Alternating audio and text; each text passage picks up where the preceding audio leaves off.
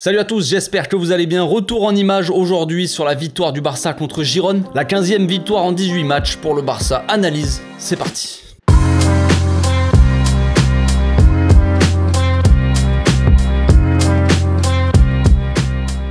Au passage, n'hésitez pas à vous abonner, liker et commenter. C'est le meilleur moyen de me soutenir et ça fera plaisir à tonton. Le Barça enchaîne les amis, et oui on enchaîne les victoires. Alors évidemment des fois c'est moins... les victoires sont moins belles. Est-ce qu'on peut s'inquiéter de certaines choses? Oui, on peut s'inquiéter de certains joueurs, voilà. On sait que face aux blocs bas qui sont assez compacts comme ça, c'est toujours le même problème, c'est toujours le même souci, on a du mal. Encore plus en l'absence de Lewandowski. Ces matchs-là, comme hier, on a vu, c'est compliqué. C'est pas une raison pour tout remettre en cause non plus, je pense. Hein. C'est comme ça, on l'a déjà vu en début de saison. Enfin, même quand on était bien, même quand il y avait Lewandowski, même quand il y avait tous les joueurs, contrôler le bloc bas, c'est un peu plus compliqué pour nous. C'était le cas hier, mais on a quand même gagné, et c'est ça le principal. Alors oui, c'était pas fameux, hein. Le match était quand même assez ennuyeux, assez dégueulasse concrètement, mais c'est comme ça, on peut pas toujours gagner avec des bons matchs, on va dire des matchs agréables, des gros scores, tout ça, c'est compliqué, voilà, le football est compliqué les amis. Donc le match d'hier était loin d'être un bon exemple, on va dire, à suivre. On a eu quand même beaucoup de mal à trouver la solution, il a fallu un Pedri dès le grand soir, j'ai envie de dire, qui en l'absence de Lewandowski quand même nous a bien aidé.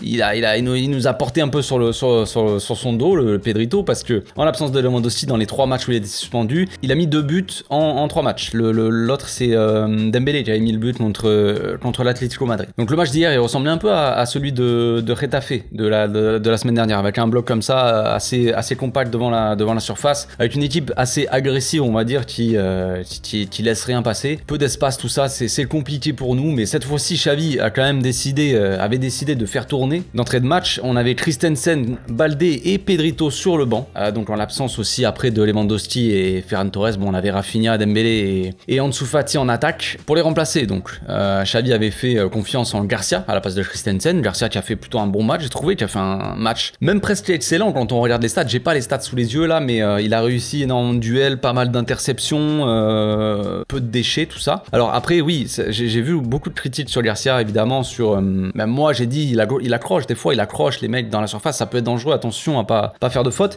mais il y a une action en particulier qui a fait beaucoup parler où soi-disant il tient le joueur, tout ça, et ça aurait pu siffler un penalty. Bon, quand on regarde l'action les gars, je vous invite à regarder l'action. Je sais que c'est facile de tomber sur Garcia, que directement on va pas chercher à comprendre et on lui tombe dessus pour la plupart, mais regardez bien l'action, il y a absolument pas faute en fait. Je l'ai revu, moi sur le coup aussi je pensais qu'il y avait faute, tout ça, j'avais pas fait vraiment attention. J'ai revu l'action, c'est clairement c'est Stuani qui attrape le coude de Garcia en fait, faire semblant que Garcia le chope, et il le tire, donc Garcia en fait il est tiré par le joueur en fait, et il est obligé d'avoir son bras sur lui, et du coup il tombe. Donc en gros concrètement c'est Stuani en fait qui fait faute sur Garcia. La plupart des supporters ont pas forcément cherché à comprendre direct, oh Garcia a failli nous coûter encore un penalty. C'est possible sur certaines actions qui aient pu nous coûter un penalty, parce que des fois c'était un peu limite, je l'ai dit hier soir dans mon débrief à chaud, et j'ai toujours le même avis, mais sur cette action en particulier au final il n'y a pas du tout faute de Garcia, absolument pas, jamais de la vie. Ensuite pour remplacer Baldé, l'homme en forme, on va dire, l'arrière gauche en forme de notre côté, on avait Marcos Alonso. Donc évidemment il n'a pas le même profil ni le même rôle que Baldé, effectivement. Après il a fait plutôt un match plus que neutre, j'ai envie de dire. En soi je trouve pas qu'il ait spécialement fait un mauvais match, mais en gros c'est un fantôme quoi, c'est comme, je sais pas, défensivement en gros il a pas forcément fait d'erreur en soi, il a pas été je dis pas qu'il a fait un bon match, attention, je dis juste qu'il a pas forcément été catastrophique, dans le sens où il a perdu 50 ballons, il a fait des tacles assassins, et il a offert un but à l'adversaire, des trucs comme ça, tu vois. Pas fait spécialement ça, mais il a rien apporté. Qu'il soit sur le terrain ou pas, ça ne change rien. Donc effectivement, on peut pas se contenter d'un match comme ça de la part de Marcos Alonso. Effectivement, donc on l'a vu sortir à la mi-temps, mais j'expliquerai un peu tout à l'heure en analyse, en image, le rôle qu'avait Alonso par rapport au rôle que pouvait avoir un Baldé, ou même qu'a eu Jordi Alba quand il est rentré après en deuxième mi-temps. Et pour remplacer Pedri, on avait donc une attaque, hein, il y avait Rafinha qui était là, au lieu d'avoir un Gavi en faux ailier qui rentre avec un Baldé qui prend le couloir, on avait une attaque donc Rafinha, Ansu Fati, Dembélé, très compliqué frérot. Rafinha est digne des plus grandes heures de Roberto Prime, j'ai envie de dire. Roberto en tant qu'attaquant pourrait apporter la même chose que ce qu'a fait Rafinha hier. Donc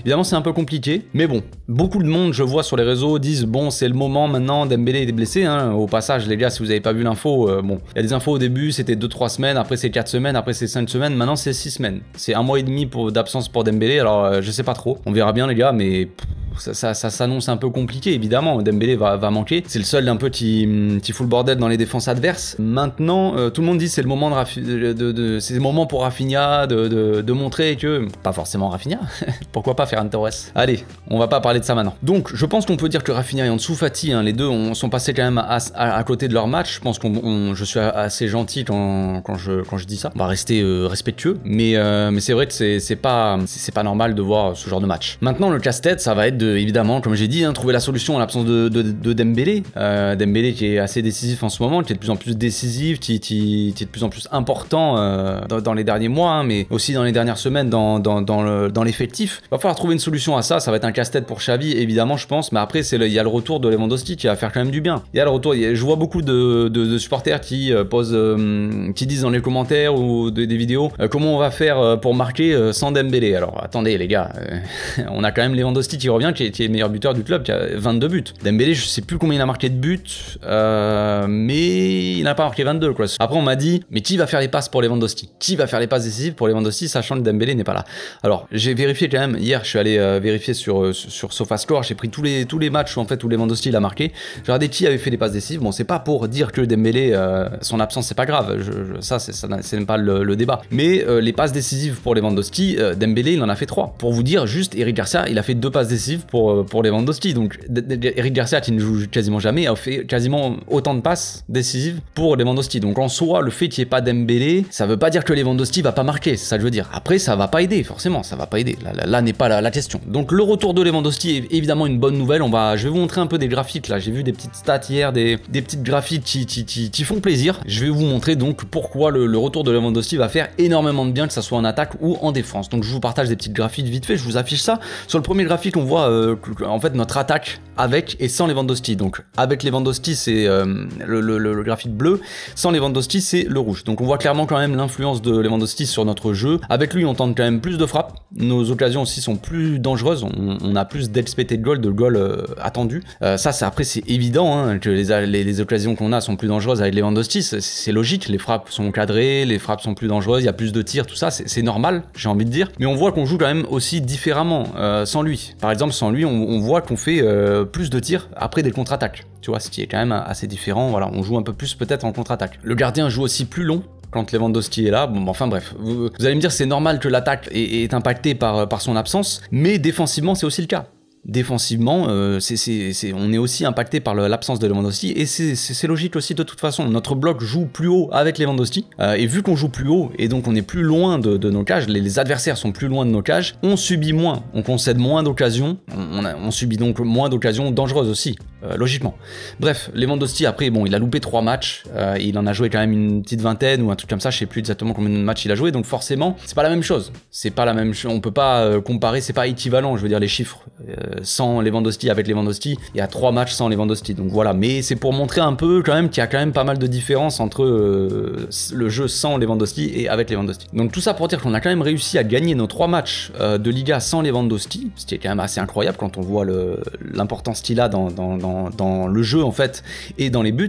Donc est-ce qu'on arrivera à gagner sans Dembélé? C'est possible. Après, est-ce qu'on arrivera vraiment à gagner par exemple s'il est absent les 2 matchs de Ligue Europa contre Manchester United? Évidemment qu'il aurait pu faire énormément de différence. Dans les matchs de coupe comme ça, c'est pas la même limonade, la même mayonnaise, la même je sais pas ce que tu veux frère, mais forcément qu'il va nous manquer. Donc on va passer maintenant à l'analyse des actions les amis. Sur le premier extrait que je vais vous montrer, c'est pour vous montrer en gros notre système en première mi-temps et avant la sortie de Dembélé. Donc la plupart du temps on jouait à 3 derrière, même si Koundé montait quand même un peu plus souvent, soit au milieu, soit sur l'aile. Alonso montait aussi parfois dans le demi-espace gauche et Dembélé restait collé à la ligne la plupart du temps. Après, c'est arrivé que Dembélé rentre un peu dans l'axe et qu'Alonso soit un peu à la place de Dembélé.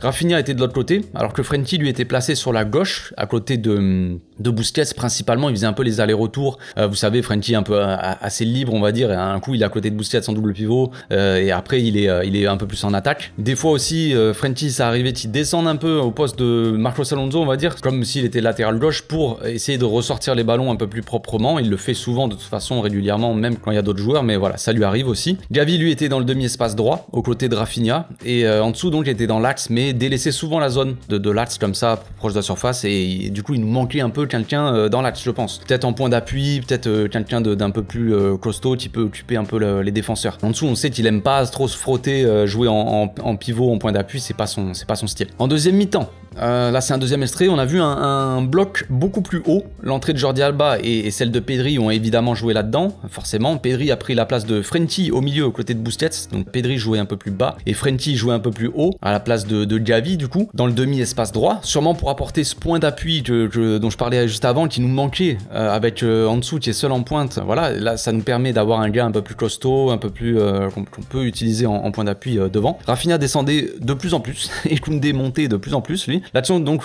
sur cette action là ça finit par un centre. On voit d'ailleurs de Pedri donc pour Frenkie. Donc j'en parlais dans l'avant-match d'ailleurs. Il me semble que c'était dans l'avant-match, mais c'est vrai que Frenkie quand il joue un peu plus haut, il peut apporter cette puissance et peut-être être un peu plus intéressant pour les remises de la tête. Tu vois, par rapport à un Gavi ou un Pedri par exemple, si tu lui fais un centre, on va dire, il peut avoir plus de chances de reprendre les ballons de la tête et faire une remise pour un mec dans l'axe, tu vois. Donc c'est peut-être pour ça qu'il a joué un peu plus haut. Sur l'action du but, Girona a le ballon. Le Barça presse très haut avec Rafinha qui bosse bien dans ce domaine d'ailleurs, il faut le souligner, c'est déjà ça. Pedri aussi presse et Frenkie arrive aussi. Frenkie que je trouve beaucoup plus agressif cette saison, mine de rien. On le voit quand même beaucoup plus harceler, tacler, tout ça. Donc il vient harceler le porteur en taclant, il bloque un peu la relance, il récupère pas directement le ballon. On voit le défenseur de Girona qui récupère encore le ballon, mais qui va subir le pressing de Rafinha. Donc Girona essaie de dégager. Le ballon arrive sur Frenkie qui était quand même bien placé. À partir de là, le Barça est en supériorité et se retrouve à 6 contre 5 avec Rafinha, Frenkie, Pedri en dessous, Gavi et Busquets.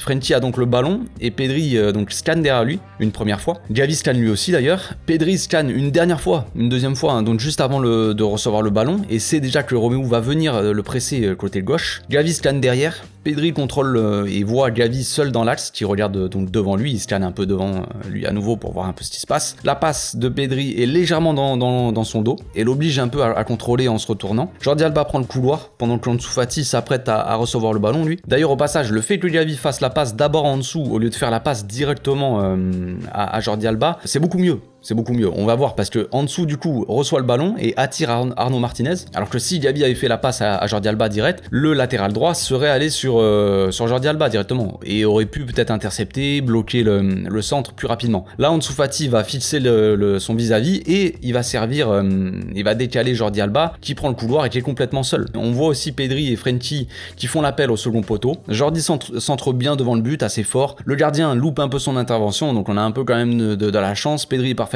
placé pour mettre son petit deuxième but en 2 matchs de Liga en l'absence de Lewandowski, c'est magnifique. Donc on voit que l'action part de base de la droite pour aller côté opposé et finir à nouveau côté droit. On fait coulisser le bloc adverse d'un côté et de l'autre comme ça pour le désorganiser, c'est un peu la base j'ai envie de dire, et ça nous permet de trouver une solution un peu plus facilement. Ça désorganise un peu la défense, les défenses ils sont en train de regarder à gauche, puis après ils regardent tous à droite. Pendant qu'ils regardent à droite, t'as des mecs qui font l'appel dans leur dos et le mec il centre de l'autre côté et voilà, tu vois le délire. On profite aussi d'une des seules occasions où le bloc adverse n'est pas en place devant sa surface avec un pressing assez haut et ça c'est assez décisif finalement. Donc on va passer maintenant aux questions-réponses les amis. J'ai pas préparé les réponses, je vais faire ça en freestyle, tu connais l'histoire. Donc vous avez été nombreux à me poser des questions, donc je vais pas pouvoir sélectionner tout. Je vais faire un petit truc, je vais essayer de prendre un maximum de questions et je vais essayer de faire ça assez vite parce que vous me connaissez, je suis du genre à m'étendre pas mal sur les sujets. Donc on commence par Mathieu qui dit: le problème de Rafinha est uniquement mental. C'est possible que ça soit mental. Principalement pour moi c'est psychologique, oui c'est mental, son problème évidemment. Il est en manque cruel de confiance, tout comme Ansu Fati, tout comme Ferran Torres. Pour moi c'est des problèmes mentaux, c'est pas du tout des problèmes de jeu en soi, parce que c'est des joueurs qui peuvent très bien s'adapter au Barça en soi. Ansu Fati on l'a déjà vu, il était bon. Ferran Torres on l'a déjà vu, il a été bon. Je veux dire, je parle pas spécialement même au Barça, dans sa carrière le mec a été bon. Ferran Torres à un moment de sa vie. Rafinha aussi a été bon avant de venir au Barça, même certains matchs au Barça il a été bon, donc il n'y a pas de raison, tu vois, c'est la confiance. Ils perdent leur confiance petit à petit et ils perdent leur football aussi, ils perdent le moindre truc. Rafinha il a loupé des passes faciles, des passes à côté de lui, des trucs que normalement c'est pas normal qu'il loupe, tu vois. Donc forcément il est en manque cruel de confiance. Après peut-être que le système, l'animation colle pas parfaitement à ses qualités, je sais pas. Je dis pas que c'est le cas, mais c'est une possibilité qu'il ait du mal à trouver ses coéquipiers, du mal à avoir des automatismes, tout ça. Je sais pas trop. Le jeu n'est pas pareil aussi. Quand on le voyait en Angleterre, c'était différent. Il jouait peut-être moins contre des blocs bas. Il jouait à Leeds déjà, qui est pas forcément un club immense en soi. Il joue pas les premières places, je veux dire. Donc en gros, contre Leeds, t'as des mecs qui se livrent peut-être un peu plus. Et contre Leeds, bah voilà, avec Leeds, tu peux partir en contre-attaque, avoir un peu plus d'espace, tu vois. Et là, peut-être que des fois, il manque d'espace et il manque de solutions. Et du coup, il a vu qu'on voit que le 1 contre 1, c'est quand même pas fou. Tu vois, peut-être que notre façon de jouer, la façon de jouer qu'ont les équipes en face de nous, peut-être que ça n'aide pas non plus. Mais principalement, pour moi, c'est psychologique. Ensuite, on a Elcineo qui dit vraiment dur, mais 3 points de plus. Et à une autre époque, on aurait concédé le nul ou une défaite. Ouais, c'est vrai, c'est vrai. Après, c'est vrai que, bon, t'as ceux qui vont se contenter, on va dire, de ça et se dire que le résultat est le principal. Et c'est vrai que il y a le résultat, mais il y a aussi la manière. Il faut avoir un juste équilibre là-dedans. Forcément, c'est compliqué. Moi-même, je vais pas vous dire que je suis très content du contenu, que voilà, et que je suis content uniquement du résultat. Sinon, j'aimerais bien l'équipe de France, tu vois. Mais non, je suis pas du genre à être comme ça. Mais c'est vrai que quand t'as pas moyen de faire de voir un beau spectacle, de voir un beau match, de produire du beau jeu, le minimum c'est de gagner, tu vois. Et ça, c'est ce qu'on a vu aussi, tu vois, et c'est ce qu'on voit régulièrement. Après, regardez contre la Real Sociedad, on a fait un excellent match, j'ai trouvé, c'était un beau match de football, on a bien joué, mais on a mis qu'un but quand même. Donc, des fois, t'arrives pas à marquer, des fois, c'est comme hier, où le match est assez désagréable et t'as pas de solution. Ça donne des matchs comme ça, c'est compliqué. On peut pas marquer tout le temps beaucoup de buts, de toute façon, on peut pas jouer tout le temps de belle manière au football. On peut pas être 100% toujours bien, les gars. Ce serait comme ça, peut-être, si on avait des joueurs beaucoup plus confirmés, qui jouent ensemble depuis des années, voilà, si le projet de jeu, le projet du club n'en serait pas au même point, tu vois. Voilà, tout n'est pas parfait, les gars, je le sais. On se met quand même à mieux jouer, de plus en plus, de mieux en mieux. Mais ça veut pas dire que tout est parfait, qu'on peut maîtriser tous nos matchs et jouer parfaitement et mettre des manitas à chaque fois, ça serait trop beau. Ensuite, on a Rima qui dit sans Dembouz, un Rafinha en deçà, Ferran et Fati inexistants, le Barça a quoi comme alternative devant? C'est une bonne question. C'est une bonne question.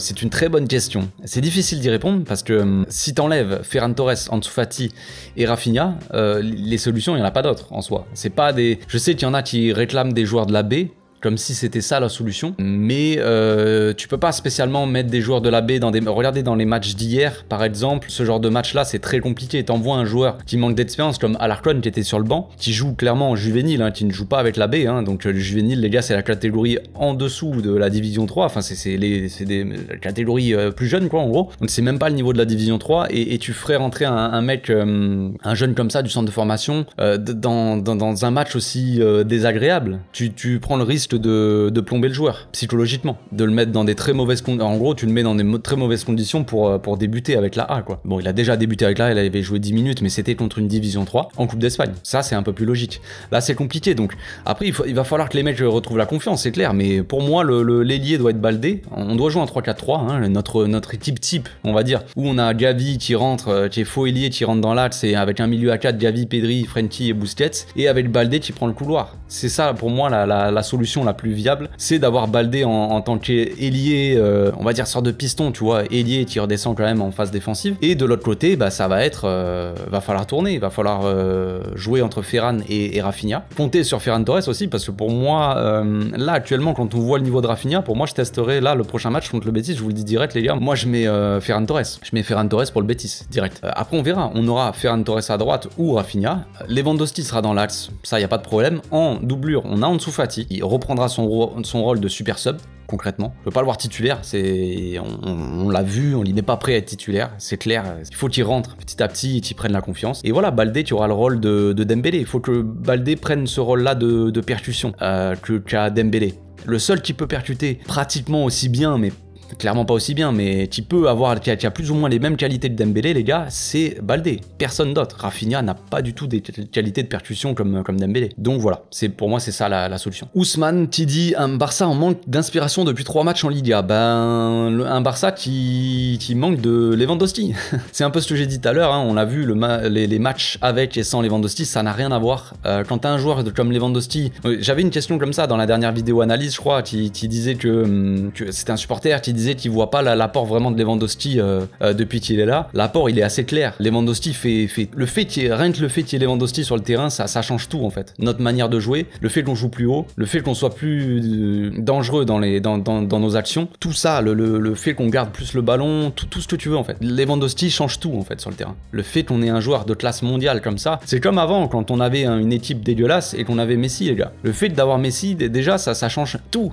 Ça change énormément de choses. Donc là c'est pareil avec Lewandowski, c'est le genre de joueur qui te change le visage d'une équipe en fait. Donc déjà le fait qu'il y ait Lewandowski qui va revenir, ça va changer. Après, est-ce qu'on est en manque d'inspiration? Je pense pas spécialement. Si on regarde les 3 derniers matchs de Liga, c'était quoi?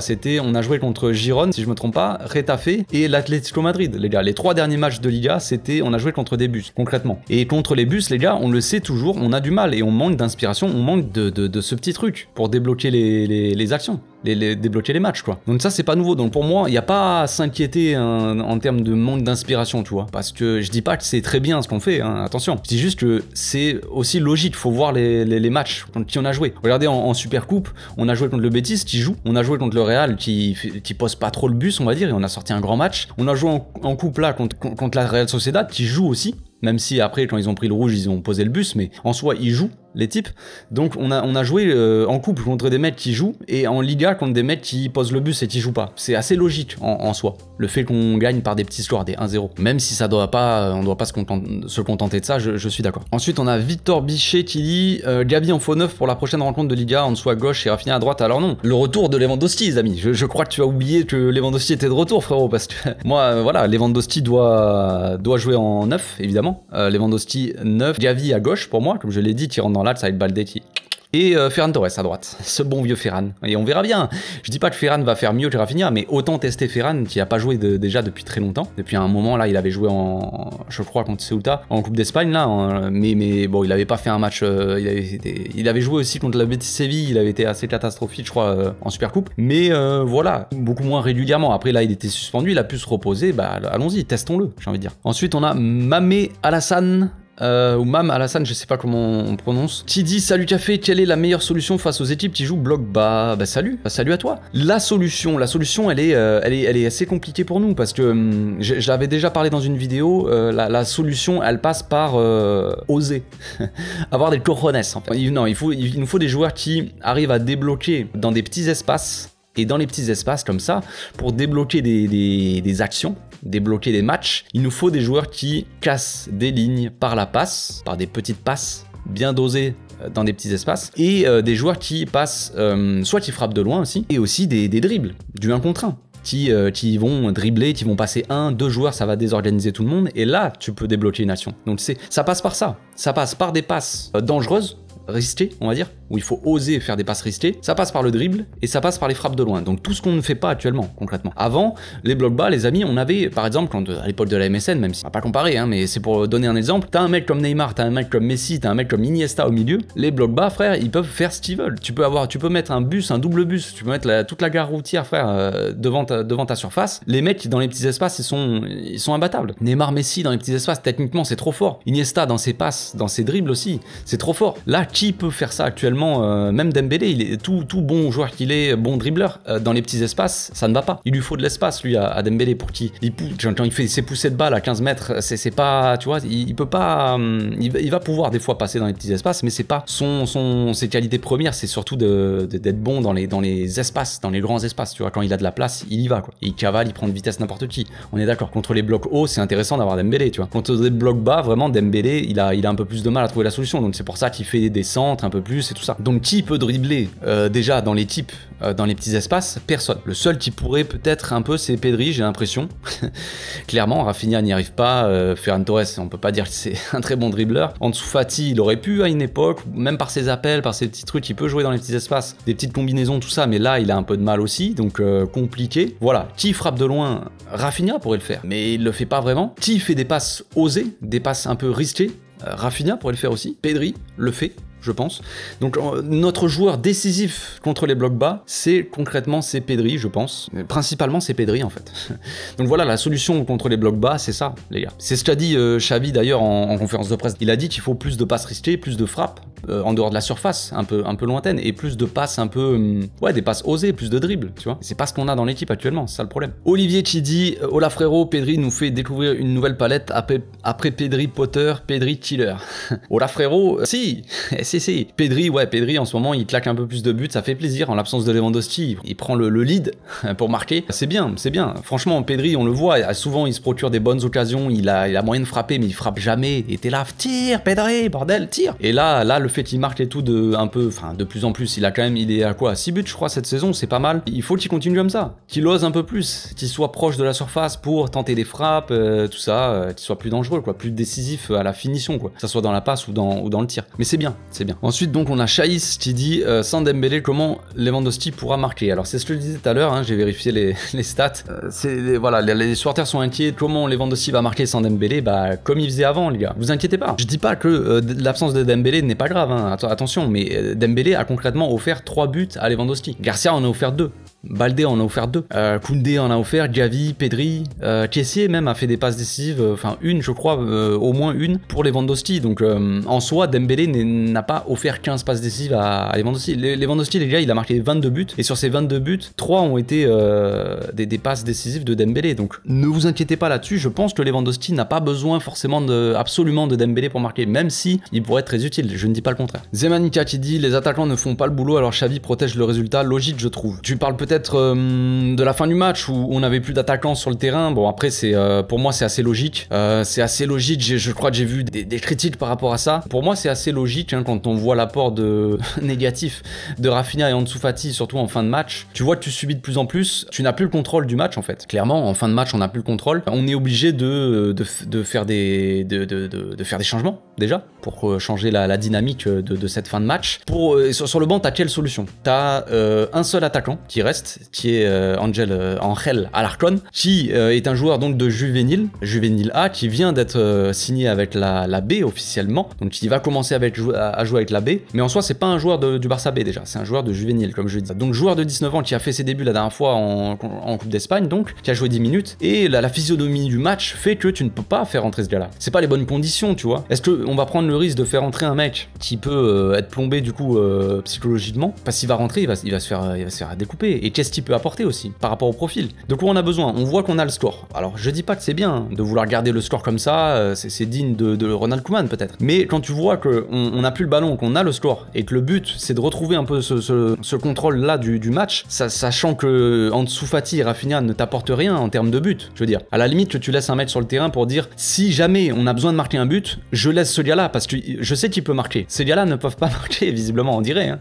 C'est ce à quoi ça ressemble en tout cas. Donc tu dis je vais faire rentrer des milieux de terrain pour retrouver un peu ce contrôle aussi. Kessié, on le sait, il est bon dans le pressing. On le voit, quand Kessié est rentré, il jouait un peu plus haut et c'est lui qui pressait le premier. Le fait de faire rentrer Kessié, par exemple, à la place de Rafinha, je crois qu'il est rentré à la place de Rafinha, il jouait un peu plus haut. On jouait, quand on défendait, Kessié, il était placé en attaquant pour aller presser la première relance de Girone. Donc le fait que Kessié, qui presse assez bien et qui a quand même un gros volume de jeu, presse assez haut, comme ça te fait redescendre le bloc adverse en fait, de Girone. Donc ça fait que ça nous soulage un peu aussi, tu fais redescendre leur bloc adverse et tu fais remonter un peu notre bloc, ça fait que c'est quand même, tu respires un peu plus déjà. Donc c'est assez logique en fait. Et après Balde qui remplace Ansu Fati, on voit que sur le côté droit de Girone, ça c'était très offensif, ça attaquait de plus en plus et c'est là que venait le plus gros danger on va dire, le couloir, notre couloir gauche en fait. Donc t'as fait rentrer Jordi Alba en début de deuxième mi-temps et à la fin tu fais rentrer Balde pour avoir ce côté un peu défensif,